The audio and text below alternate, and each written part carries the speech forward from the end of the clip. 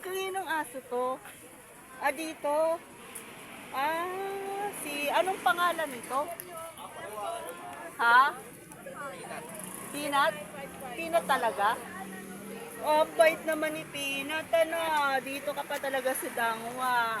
Ayan yung may-ari ng bulaklak din po to. Ayan, dito. Yan po yung kanilang flower shop. Dito po siya. Bali, tingnan nyo naman sa lusog naman ito. Oh, mabait. Mabait siya. Hindi siya ano. Mabait yan, di yan nangangagat. Oo nga, no? Kasi, Hawakan niyo po sa bunganga. wag naman. Baka pag hinawakan natin sa Eh, mabait bunganga. yan, ma'am. Si Peanut. Hindi, parang Di yan sa, nangangagat, nandidila lang yan. parang sanay siya sa tao eh. Kasi syempre nandito siya sa bulaklak. Oo nga, ano. Iba, pitbull to eh, di ba?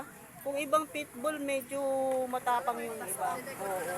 Pero siya mabait. Tingnan mo naman, oh. Ayan, Mataba pa po pala yung alaga ko sa ayan sila, oh. Natutuwa sila, oh.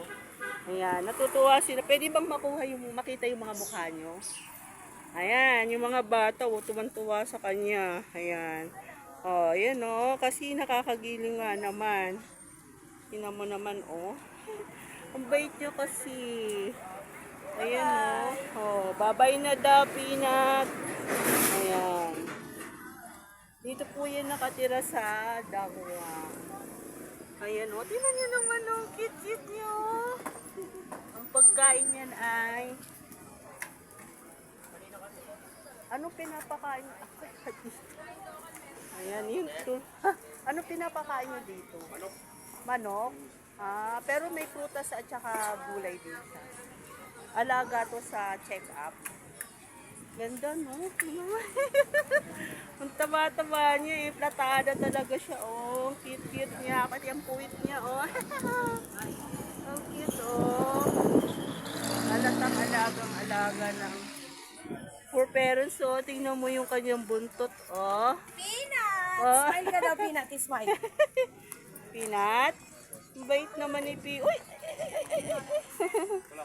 Ang cute ni Peanut.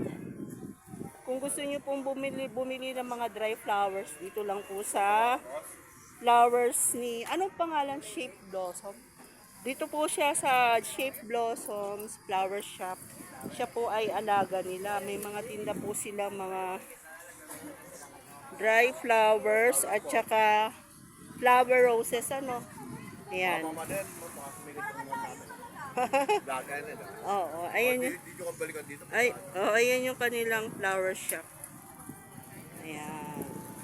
Si Peanut, isa sa anak ng for parents ng kanilang flower shop. Hello, Peanut! Dami follower.